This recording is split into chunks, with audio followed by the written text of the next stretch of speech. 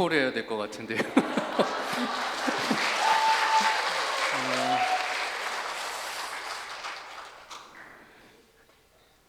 그냥 보는 것만으로도 너무 힘이 되지 않으십니까? 듣는 것만으로도 은혜가 되지 않으십니까? 그래서 이래야 될 것 같습니다. 다음 주도 남신도 주일로 지키도록 하겠습니다. 우리 남신도들 이 일을 위해 같이 모여주시고 함께 있어 주셔서 너무 감사합니다. 정말 우리가 또한 우리 아버지로서 또한 남편으로서 이 땅의 일꾼으로서 지금까지 이끌어 오셨기에 우리가 이런 은혜 가운데 예배 드리는 거라고 생각됩니다. 다시 한번 우리 남신도들, 여기뿐만 아니라 곳곳에 있는 우리 남신도들을 위해서 감사의 박수를 드렸으면 좋겠습니다.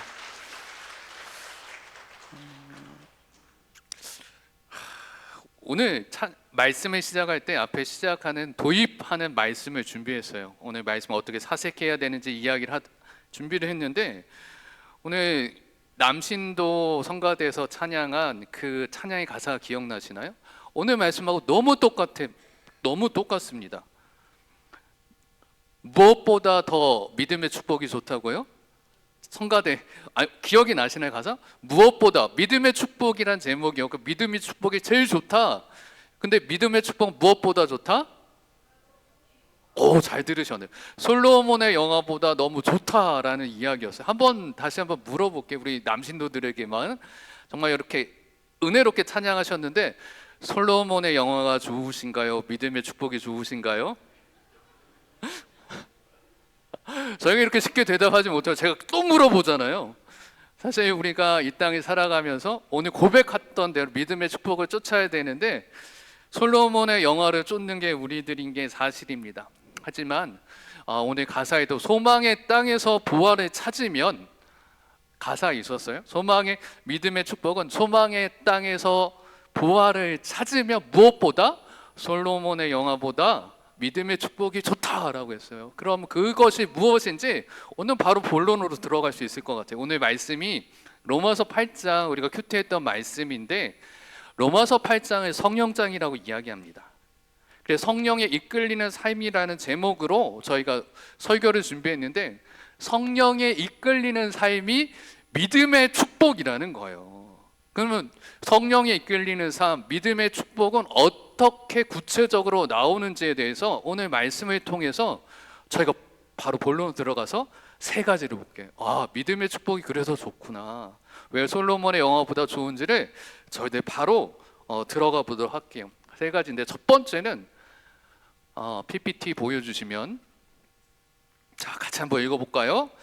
정죄함이 없는 삶. 같이 읽어볼게요. 시작. 정죄함이 없는 삶. 한 번 더. 정죄함이 없는 삶. 믿음의 축복 첫 번째는 우리에게 정죄함이 없는 삶을 누릴 수 있다고 이야기합니다. 8장 1절에서 이렇게 얘기해요. 바울은 성령에 대해서 성령장을 이야기하면서 첫 번째 우리에게 이야기하는 게 8장 1절 이렇게 바로 이야기합니다. 우리 말씀 같이 읽어보실까요? 같이 읽어보겠습니다. 그러므로 이제 그리스도 예수 안에 있는 자에게는 결코 정죄함이 없나니. 로마서 5장부터 지금 시작됐어요. 앞 1장부터 계속 얘기했습니다. 우리가 예수 그리스도의 믿음으로 축복을 받으면 무슨 이유인지에 대해 논리적으로 그리스 철학자들처럼 쫙 설명했어요. 그런데 그 결과가 뭐냐? 이제 8장에서 그 결과를 이야기하는 거예요. 그러므로 그 앞에 이야기를 다 했어요. 그리스도 예수 안에 있는 자에게는 뭐가 없어요? 정죄함이 없다. 결코 정죄함이 없다라고 시작을 합니다. 정죄함 무엇인가? 우리가 인생을 살아갈 때, 우리가 왜 인생을 살아갈 때 힘드나요?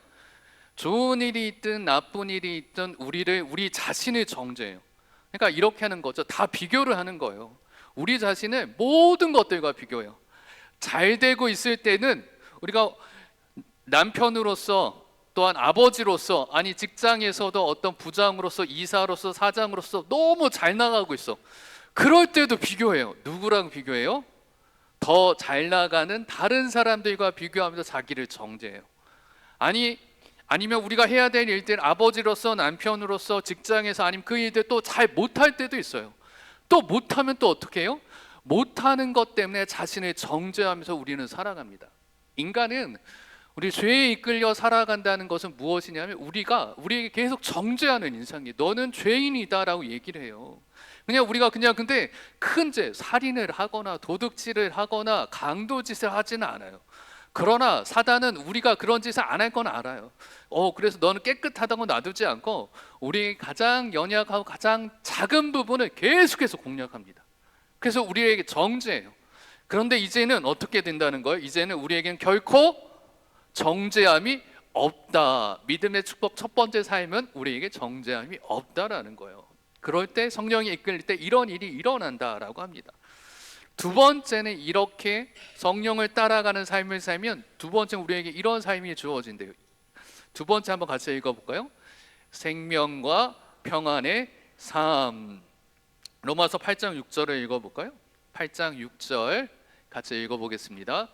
육신의 생각은 사망이요 영의 생각은 생명과 평안이니라. 13절까지 볼게요. 13절도 같이 읽어보겠습니다. 너희가 육신대로 살면 반드시 죽을 것이로되 영으로서 몸의 행실을 죽이면 살리니.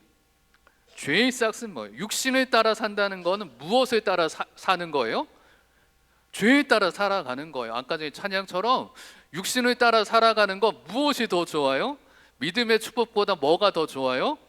솔로몬의 영어가 더 좋아요. 안 그렇습니까?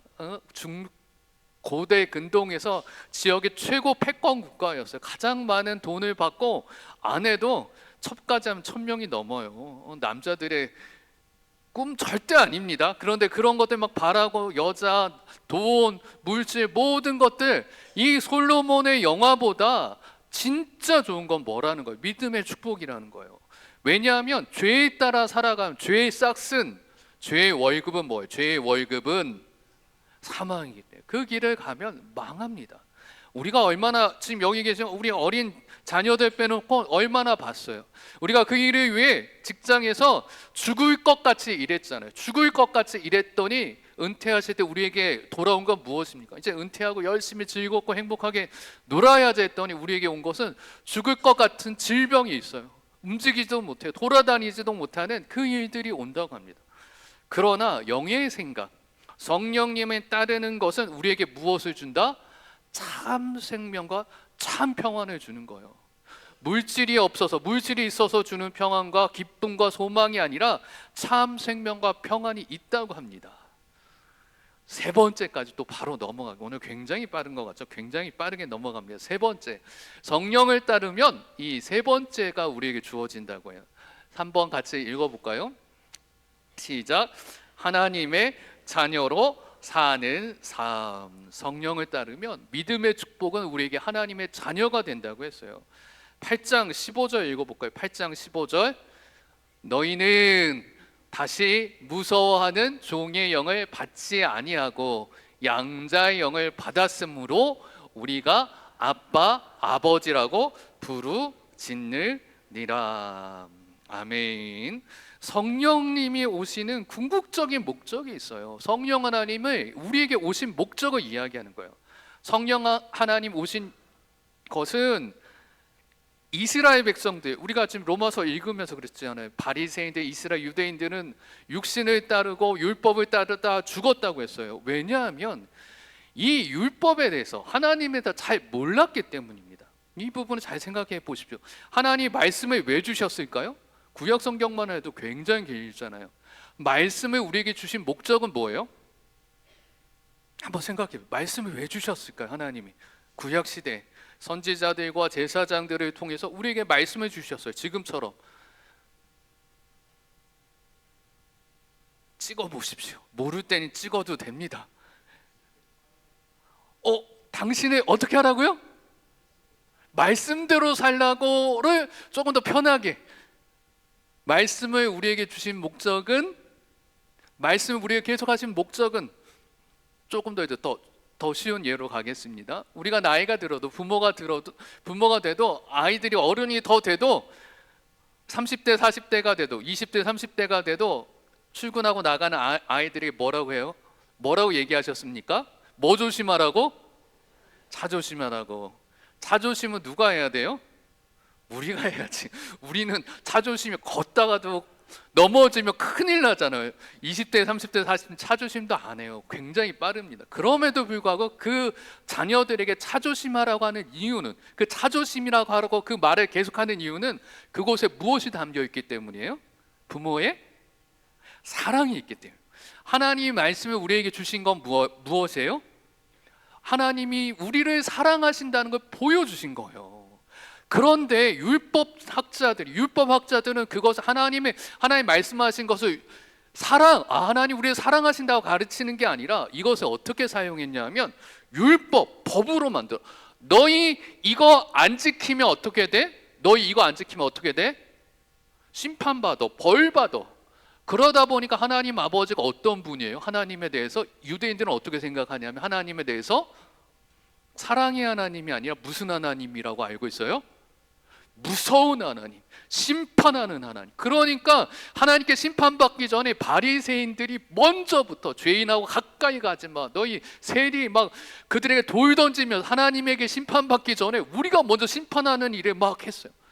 그러다 보니 하나님은 어떻게 만들었어요? 율법학자들이 하나님을 무서운 하나님, 하나님은 멀리하게 만들어 버린 거예요. 그래서 그 이야기야. 아니 하나님이 사랑이라고 1000년 동안 계속 얘기를 하고 선지자들을 보내도 못 알아들어요. 그래서 하나님이 작정하신 게 있어요. 그래서 로마서 그 앞에서 5장부터 계속 그 이야기 하잖아요. 하나님이 자신의 사랑을 말씀으로 전해줘도 애들이 그대로 들으면 되는데 그것을 오해해서 듣고 자기가 듣고 싶은 대로 듣고 뽑아서 듣고 필요한 것만 듣고 하나님 무섭다라고 얘기하니까 그것을 빼도 박도 못하게, 나는 너희를 사랑한다는 걸 빼도 박도 못하게 하기 위해서 하신 행동이 뭐예요?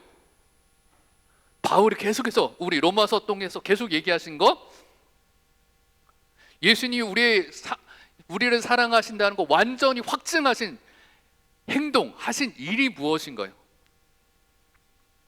얘기하셔. 이거밖에 없어요. 이거 예수님 자신의 아들을 우리를 위해 죽으신 거, 이거는 어떻게 다르게 해석할 수가 없어요. 아들을 주어서 저 사람 대신 살렸는데 이건 내가 쟤한테 뭔가 좀 뽑아먹기 위해서, 이런 생각 아예 할 수가 없어. 인간의 생각으로 이 땅의 모든 논리든 이 세상 저 세상의 모든 논리로도 아들을 나한테 주는 것은 사랑이라고밖에 더 이상 오해를 하든 빼먹든 어떻게 하든 방법이 없는 거예요. 그래서 그 이야기를 하는 거예요. 아들을 십자가에서 우리에게 주심으로 무엇을 확증하셨다고요? 하나님께서 자신의 사랑을 확증하셨느니라라고 성경이 그렇게 표현하는 거예요. 왜? 율법학자들이 말씀을 이상하게 이해해요. 아니 그게 아니야. 아들을 우리에게 보내셔서 무엇을 보여주시는, 하나님의 사랑을 우리에게 보여주신 거예요. 그런데도 우리가 이 십자가를 바라보면 눈물이 나고 하나님의 사랑이 느껴지시나요? 이런데도 하나님의 사랑이 잘 안 느껴지고 그것이 잘 모르기 때문에 또 하나님께 하신 일이 뭐예요? 그것을 가르치고 알리게 하기 위해서 우리 안에 누구를 보내주셨어요? 그것이 성령님을 보내주셨다는 거예요. 그래서 육신의 생각, 우리의 마음대로 말씀에 대해 하나님 사랑했다고 말씀하시지만 우리의 육신으로 우리가 마음대로 생각해서는 하나님이 사랑이라는 걸 모르지만 15절을 다시 보여줘요. 15절 PPT 15절 다시 보여줘요. 지금 다시 설명해 드린 거예요. 무서워하는 종의 영, 하나님이 무섭다라는 거예요. 그러니까 우리가 하나님 앞에 종이라는 거예요. 그게 아니라 종의 영을 받지 아니하고 양자의 영, 누가 우리에게 오신 거예요? 성령 하나님이 우리 안에 들어오셔서 우리는 누가 된 거예요? 하나님의 양자, 자녀가 됐다라는 거예요. 그래서 우리가 하나님의 뭐라고 부를 수 있다고요? 아빠, 아버지라고. 그래서 우리가 기도할 때마다 하나님을 아버지 하나님이라고 부를 수 있는 거예요. 어느 종교들 가보십시오. 자신이 믿는 하나님을 아버지라고 부르는 종교는 아무도 없어요. 불교에 가보십시오. 부처님을 아버지라고 부르나요? 안 불러요. 아무도 안 불러요. 기독교에서만 하나님을 누구라고 부를 수 있는 거예요? 아버지라고, 아빠, 아버지라고. 누가 우리 안에 들어오셔서 성령님이, 내가 그 다른 생각 못해서 성령님이 우리에게 들어오셔서 아빠, 아버지라고 부를 수 있게 했다라는 이야기가 앞에서부터 쭉 오는 거예요. 그러니까 이게 육신의 영을 따르는 게 아니라 성령을 따르면 우리가 하나님을 누구라고 부를 수 있게 된다? 아빠, 아버지라고 부를 수 있는 거예요. 우리가 하나님 자녀가 되는 거예요. 자녀가 되는 어떤 특권이 있냐? 17절에 이런 특권을 얘기하죠. 17절 볼까요? 17절 같이 읽어보겠습니다. 자녀이면 또한 상속자, 곧 하나님의 상속자요 그리스도와 함께한 상속자니 우리가 그와 함께 영광을 받기 위하여 고난도 함께 받아야 할 것이니라. 이게 하나님의 자녀가 된다는 건 뭐냐? 상속자가 된다는 뜻이에요. 우리 부모님이 우리에게 상속해 줄 게 없어, 빚밖에 줄 게 없어. 그럼 상속자가 되고 싶으세요? 아니세요? 아니야. 우리가 그냥 절연을 하더라도 끊고 싶잖아요. 그런데 그분이 이 세상의 모든 부를 다 가지고 있어요. 이 세상의 모든 죄를 다 가지고 있어요. 이 세상의 모든 권능과 권세와 자녀와 모든 것에 잘할까요? 할 수 있는 힘이 있어요. 그럼 그분에게 잘 붙어 다녀서 그분의 상속을 받고 싶지 않으실까요? 그러시잖아요. 자녀인데 우리는 또한 하나님의 무엇이에요? 상속자다라고 얘기했습니다. 할렐루야. 믿음의 축복은 하나님의 상속자가 되는 거예요. 그런데 17절 이 단락을 마무리하면서 바울이 한마디를 더했어요. 그와 함께 이 엄청난 믿음의 축복을 받으려면 그와 영광을 받기 위하여 우리가 무엇도 함께 해야 된다? 고난도 함께 받아야 한다라고 이야기를 했습니다. 여러분, 믿음의 축복을 받기를 원하십니까? 믿음의 길을 걷기를 원하십니까? 너무너무 좋잖아요. 이제는 아셨잖아요. 그럼 이 길을 이렇게 설교가 끝날 리가 없잖아요. 너무 좋아하시는 얼굴들이 있었지만, 그러면 여기서 저희가 생각해야 될 게, 성령에 이끌리는 삶을 살려면 그럼 우리는 어떻게 해야 됩니까? 가만히 있으면 이끌려 가나요? 어떻게 해야지 우리가 이 믿음의 축복 안에 들어가나요? 내가 교회 생활, 신앙생활 10년, 20년, 30년 모태부터 다녔는데 여전히 나는 이 세 가지의 축복, 정죄하는 삶을 정죄가 없는 삶이라고 했는데 내 평생 정죄하며 살았고, 평안과 생명이 있다고 했는데 평안과 생명이 있을 때도 있지만 없을 때도 너무 많고, 하나님의 자녀로 산다고 했는데 나는 자녀가 아닌 것 같아. 매주마다 사단에게 시달리고 사단에게 끌려다니는 인생을 사는 것 같습니다 라고 할 때가 많지 않습니까? 그러면 우리가 여기서 한 가지 짚고 넘어가야 되는 거, 하나님은 우리에게 사랑도 주시고 이끌어 주시는데 그러면 방법은 하나예요. 이제 우리가 해야 될 거, 하나님 하시는 분명히 하십니다. 그럼 우리는 어떻게 성령에 이끄는 삶을 살 것인지에 대해서 오늘 좀 세 가지로 저희가 좀 정리를 했습니다. 첫 번째, 한번 같이 노란색 글자만 먼저 읽어볼까요? 첫째, 같이 말씀에 집중하기. 성령님에 이끌려야 돼요. 이제 잘 들으십시오.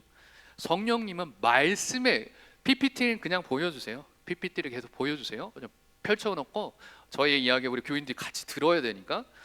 성령님은 말씀의 영이십니다. 여러분 기억하십시오. 지혜의 영이란 뜻은 성령님은 말씀의 영이십니다. 그래서 말씀을 통해, 그러니까 성경을 통해 가장 분명하게 말씀하십니다. 그래야지 그래서 우리가 큐티 하는 거예요. 그래서 우리가 두 가지 행동, 말씀에 집중하기 위해 두 가지를 하는데, 첫 번째는 말씀을 묵상해요. 말씀을 사색해야 돼요. 이게 무슨 얘기냐? 말씀을 단지 읽는 것, 그냥 보는 것으로 끝나면 안 돼요. 사색이라는 말, 묵상이라는 말이 무엇입니까? 깊게 생각한다는 거예요. 깊게 말씀에 대해서 읽어보고 이게 무슨 뜻인지 생각해 봐야 돼요. 로마서 지금 읽으실 때 굉장히 어려우시죠? 어렵습니다.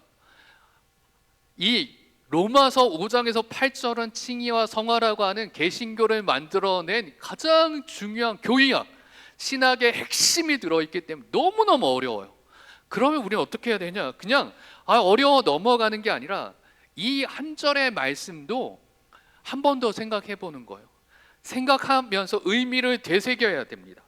그러면 의미를 되새기려고 여러분이 시도하실 때 갑자기 하나님께서, 성령님께서 우리에게 깨달음을 주세요. 그러니까 말씀을 묵상한다는 건 뭐다? 한 번 더 생각하고 돌아보고, 우리 큐티 하잖아요. 한 번, 오늘 15분 동안 아침 했다. 끝이 아니라 그 말씀을 일하시면서 쉬시면서 다른 것들 하시면서 머릿속에서 깊이 있게 생각하는 것, 그것이 말씀에 집중하기 첫 번째예요. 두 번째, 순종할 마음이 여러분들이 준비되어야 됩니다. 하나님은 주십니다. 근데 무엇이 중요하냐? 성경 말씀이 하나님께서 우리에게 주시고 우리가 사색하고 묵상했잖아요. 그러면 갑자기 깨달음을 주세요. 설교 시간에도 듣다가 여러분 깨달음이 올 때가 있잖아요. 그래서 말씀 듣다가 눈물이 막 날 때도 있고 막 이렇게 탁 박수 치듯이 마음에서 막 이럴 때가 있잖아요. 왔어요. 깨달음이 왔어요. 그럼 뭐 해야 됩니까? 말씀이 왔으면 깨달아졌으면 뭐 해야 돼요? 머릿속에 이해가 됐어요. 그럼 어떻게 해야 돼요? 말씀을 순종해야죠. 살아내야 됩니다. 깨달은 바에 대해서, 말씀 아직 깨달은 바가 아니에요. 말씀을 읽으실 때 하나님, 성령 하나님, 내가 말씀 성령님께서 나에게 깨닫게 해주시면 그것을 내가 어떻게 하겠다고요? 순종하겠습니다라고 결단을 먼저 하시는 거예요. 여러분들, 이건 우리가 하는 거잖아요. 그러면 성령님께서 우리의 마음을 아시고 우리의 관계를 더 깊이 가지시려고 성령님 우리에게 들어오시는 거예요. 근데 그 마음은 누가 준비해야 된다? 내가 준비해야 돼요. 이게 첫 번째, 말씀에 집중할 때 우리가 성령에 이끌릴 수 있습니다. 두 번째, 둘째 넘겨주세요. 둘째, PPT 넘겨주세요. 둘째 같이 읽어보겠습니다. 둘째, 기도로 대화하기. 우리는 기도를 굉장히 잘합니다. 한국 교회는 참 기도를 잘해요. 근데 이제는 조금 더 깊은 기도로 들어가야 돼요. 우리의 기도를 여러분, 기도에 대해서 여러분 살펴보십시오. 우리의 믿음이, 기도 다 하시잖아요. 근데 기도할 때 어떻게 기도하시나요? 기도를 어떻게 해요? 일방적으로 우리가 할 말을 쫙 쏟아붓고 다 강구하고 갑니다. 여러분들, 여러분 친구가 있는데 내가 커피 한 잔 사줄게 불렀어요. 불러서 1시간 동안 자기 얘기만 막 하고 가. 다음날 또 불렀어. 내가 커피 한 잔 사줄게. 또 1시간 동안 자기 얘기만 하고 가. 일주일 내내 그러고 가요. 그럼 그 친구랑 만나고 싶어요? 안 만나고 싶어요? 안 만나고 싶어요. 저 친구 한 30분 얘기했으면 나도 내 얘기도 한 30분 들어줘야지 대화가 되잖아요. 너무 당연하잖아요. 근데 왜 우리의 기도는 나만 얘기하고 끝나십니까? 그래서 기도를 어떻게 하자? 이제 1번, 경청하는 기도. 우리가 경청이 굉장히 중요하다는 얘기 많이 듣잖아요. 근데 그 경청을 누구에게, 내 귀를 내 자녀나 내 남편이나 내 아내나 내 친구에게만 드리지 말고 누구에게 내 경청을 드리자? 성령 하나님. 기도를, 내 입술의 말을 좀 멈춰 보세요. 그리고 잠잠히 성령님의 음성을 기다리는 시간을 갖습니다. 물론 아무 음성도 처음에 안 들릴 거예요. 그리고 머릿속에서 가만히 있으면 어떤 생각이 들어요? 머릿속에 잡생각이 막 떠오를 거예요. 그래도 괜찮아요. 나의 노력, 내가 성령님, 우리는 보고 계시거든요. 내가 성령님의 음성을 듣겠다고 하는 아웅다웅 발버둥 치는 거잖아요. 그럴 때 성령님 더 역사하는 거예요. 그래서 우리가 기도를, 이제는 우리의 기도를 충분히 하면서 무슨 기도를 하자? 하나님의 음성을 듣게 잠잠히 기다리는 기도를 좀 해보자 라는 거예요. 오늘 설교 끝나고 기도할 때 좀 경청하는 기도 해볼게요. 제가 같이 기도하겠습니다 하면 또 입으로 막 이렇게 저절로 기도가 하다 보면 습관처럼 막 나오시는데, 그 입과 머릿속의 생각 그냥 다 멈춰 가만히 그냥 있어 보는 오늘 기도 시간 꼭 가져볼게요. 두 번째는 자신을 비우는 기도예요. 우리가 하나님 앞에 나올 때 우리 남성 성가대 가사가 너무 좋아요. 찬양의 가사가 너무 좋은데 우리에게는 항상 우리 안에 무엇으로 가득 차 있어요? 믿음의 축복보다 무엇으로 가득 차 있어요? 솔로몬의 영화가 가득 차 있어요. 우리에게는 무슨 그것이 다 가득 차. 여러분의 생각을 한번, 머리를 좀 내가 무슨 생각하고 있는지 좀 돌아보십시오. 내가 하루 종일 주로 하는 생각이 뭔지 돌아보면 그것이 다 어디에 속한다? 솔로몬의 영화 속에 다 들어가 있어요. 그러면 그런 생각을 하는 사람은 그 이야기가 나와요. 오늘날 자기 머릿속에 어떤 축구를 좋아하는 사람, 정치를 좋아하는 사람, 요즘에 정치에서 뉴스에서 이야기할 게 많죠. 축구에서 이야기할 게 많잖아요. 손흥민이나. 그러면 그 사람들 만나면 무슨 얘기부터 시작해요? 축구 얘기부터 해요. 제가 축구하는 목사님들 모임이 있어요. 그 모임들에서 가면 그 목사님들은 매일매일 손흥민이 이번에 골 넣었다, 어시스트 했다, 뭐에 그 얘기만 카톡방에 가득 차 있어요. 머릿속에 뭐가 많기 때문에 그게 있는 거예요. 그래서 자기의 영화를 버리고 내 앞에 솔직하게 겸손한 마음을 어떻게 한다? 그냥 가만히 있는 거예요. 성령 하나님께 그냥 가만히, 그분에게 뭘 요구하는 거나 그분에게 뭘 바라거나 하는 게 아니라 그 아버지 앞에 그냥 가만히 있는 거예요. 정말 가만히. 생각도, 걱정도, 소망도, 기도도, 말씀조차 다 멈추고 가만히 있는 거. 자신을 비우는 기도를 시작해야 됩니다. 자, 이제 세 번째, 마지막이요. 성령을 이끌기 위해 이 훈련을 해야 됩니다. 세 번째, 한번 셋째를 틀어주세요. 다음 같이 읽어볼게요. 영적 분별력 훈련하기. 영적 분별력 훈련하기. 근데 여기서 저희가 이제 조심해야 될 게 있어요.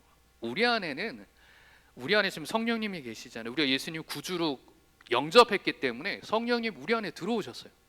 그런데 우리 안에는 성령님의 음성뿐만 아니라 다른 생각이 있어요. 육신의 생각이 같이 떠오릅니다.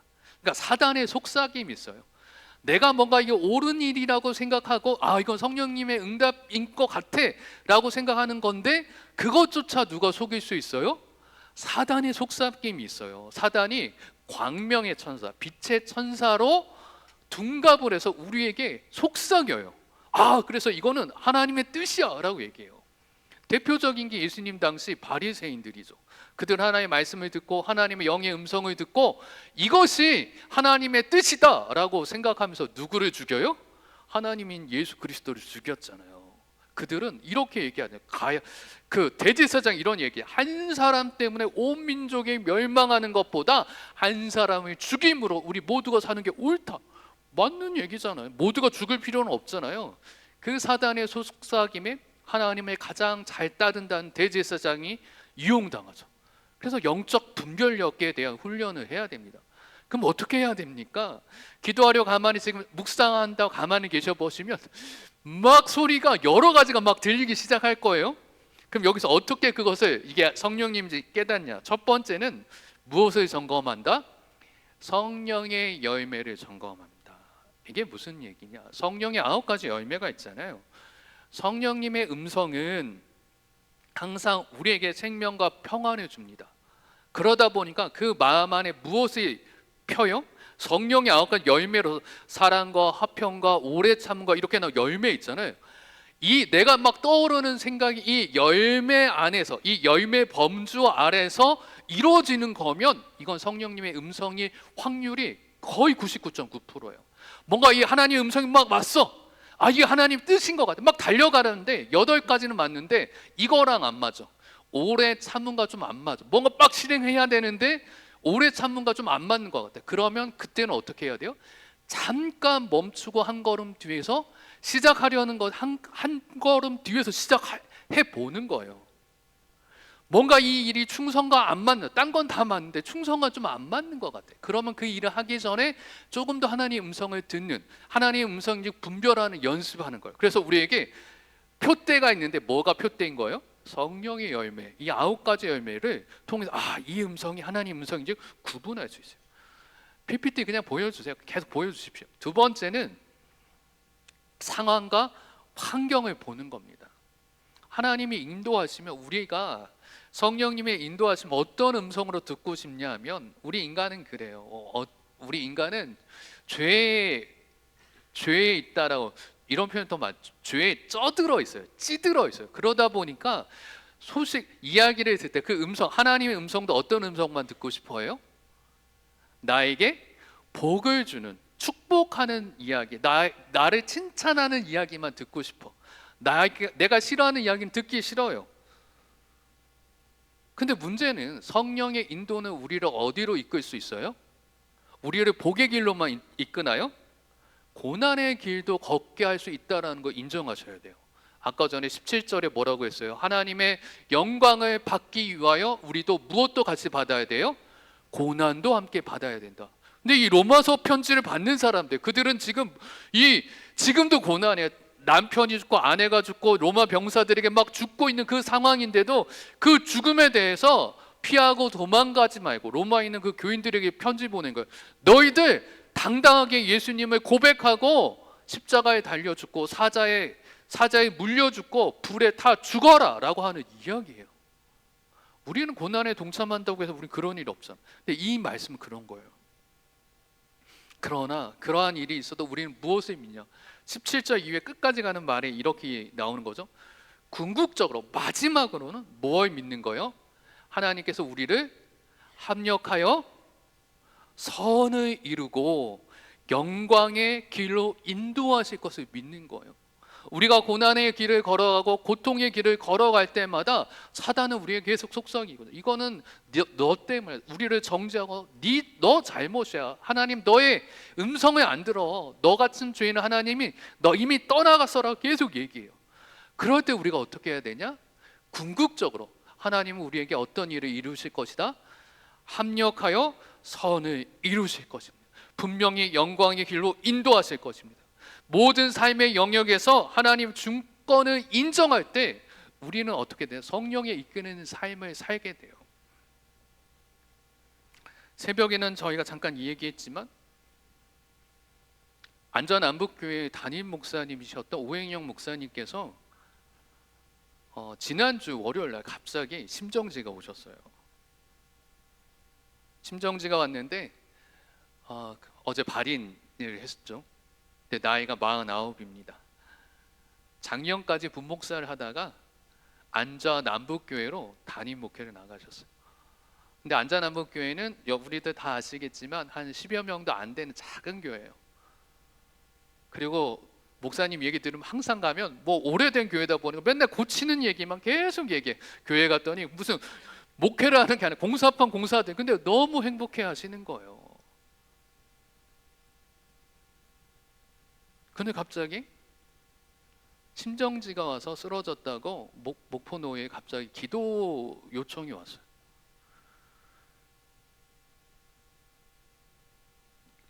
모든 게 다 멈춰요. 그 얘기 들을 때 저희들 또 같은 목회자잖아요.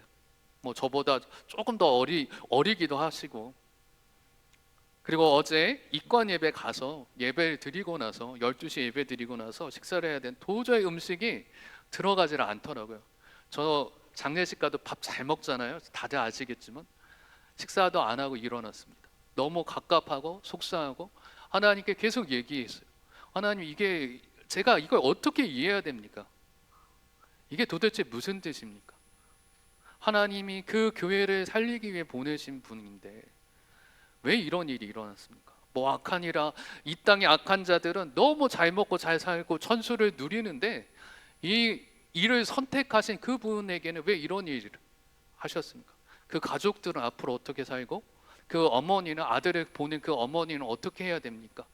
아무것도 뭐 항변도 못하고 그냥 가슴이 칵 답답한 상태에서 돌아가고 여전히 갑갑합니다.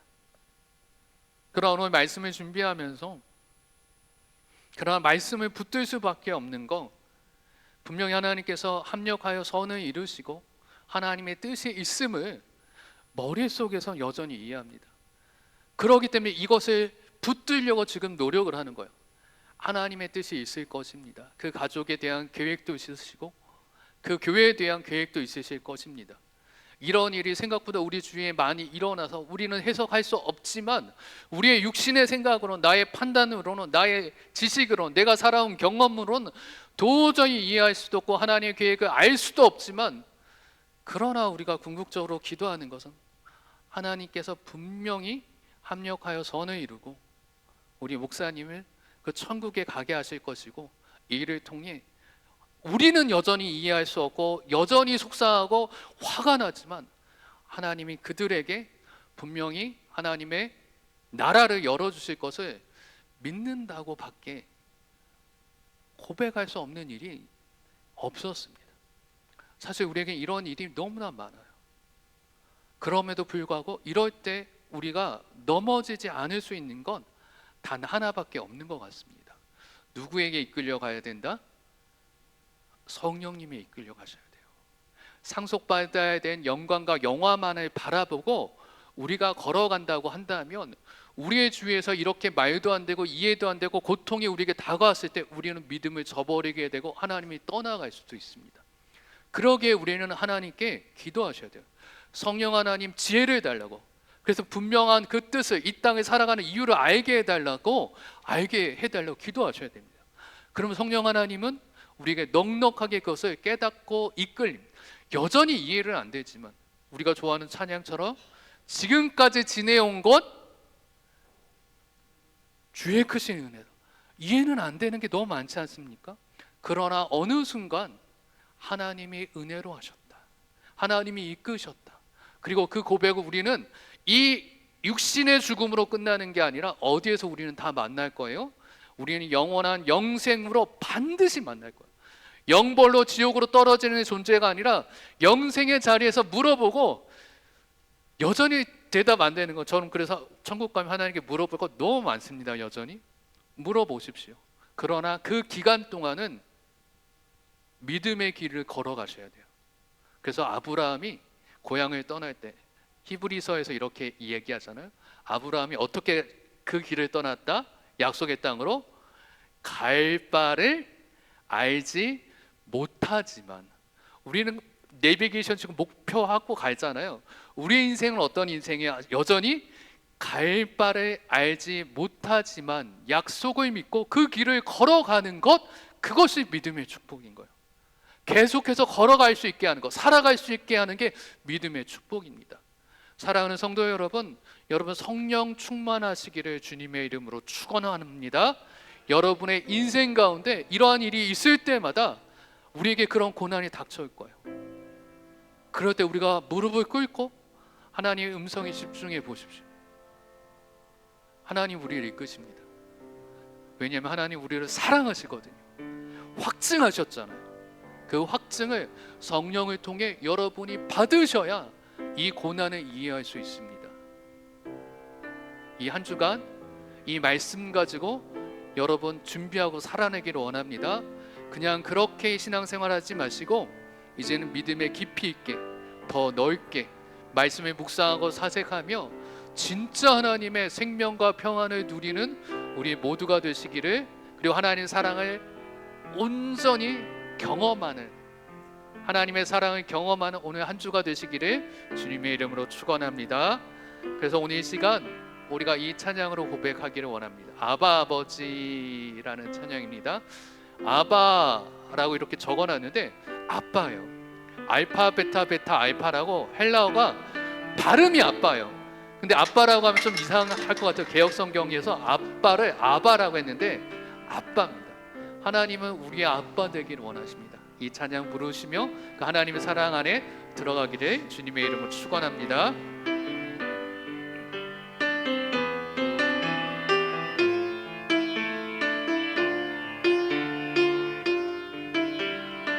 아바 아버지,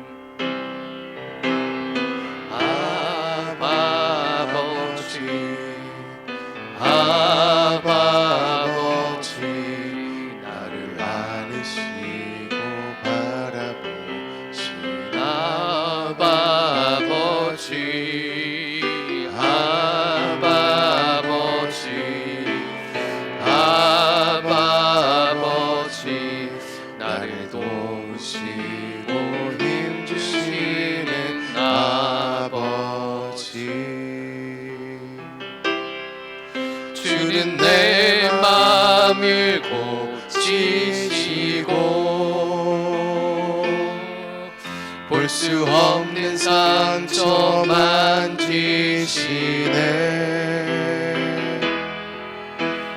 나를 아시고 나를 이해하시네. 내 영혼 새롭게 세우시네. 아바 아버지, 아바 아버지, 아바 아버지, 나를 안으시고 바라보시는 아바 아버지, 아바 아버지,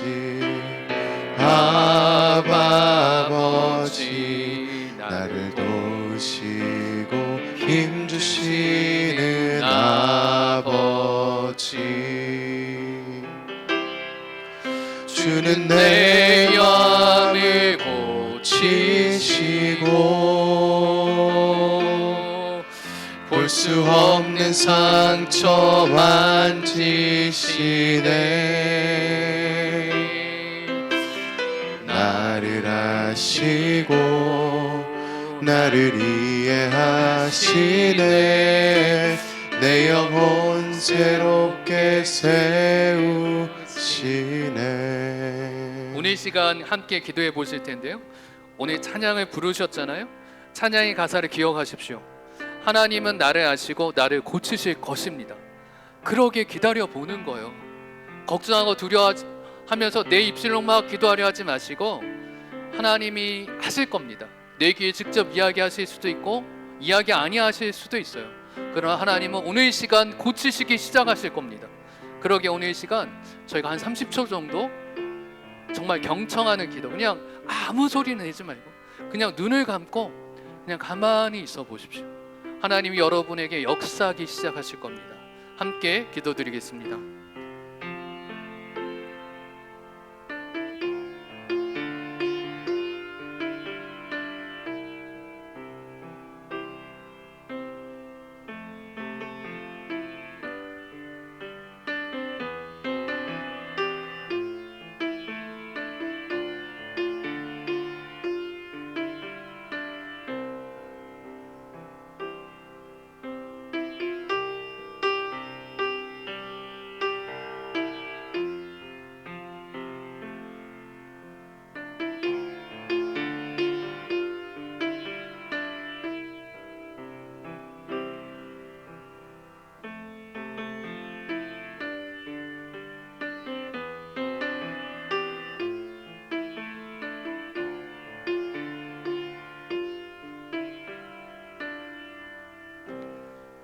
하나님, 이제는 분명히 알았습니다. 하나님께서 우리를 너무나 사랑하신다는 이 사랑의 고백, 예수 그리스도를 우리에게 십자가에 내어주신 이 놀랍고 엄청난 사랑을 이제는 분명하게 확증적으로 성령 하나님을 통해 알게 되었습니다. 이젠 그 사랑을 믿고 주님이 우리를 치유하시고 회복하고 이끄실 것을 믿고 더 이상 정죄하지 않게 했습니다. 더 이상 두려워하지 않겠습니다. 더 이상 고와 같이 이 땅에 머물러 있지 않겠습니다. 정죄가 없는 인생, 생명과 평안이 있는 인생, 자녀의 인생, 상속자의 인생을 살겠습니다. 주의 음성에 귀를 기울이겠습니다. 오늘 하루 이 한 주간 성령의 이끄는 이끄심을 받는 인생이 될 수 있게 인도하여 주시옵소서. 이제는 우리 주 예수 그리스도의 은혜와 아버지 하나님의 무한하신 사랑하심과 성령님의 감화 감동 교통하시는 역사가 성령님의 음성에 귀 기울이며 성령님의 이끄심을 당하기로 결정하고 순종하는 주의 거룩한 모든 백성들 머리머리 위 이제부터 영원토록 함께 하시기를 간절히 축원하옵나이다. 아멘.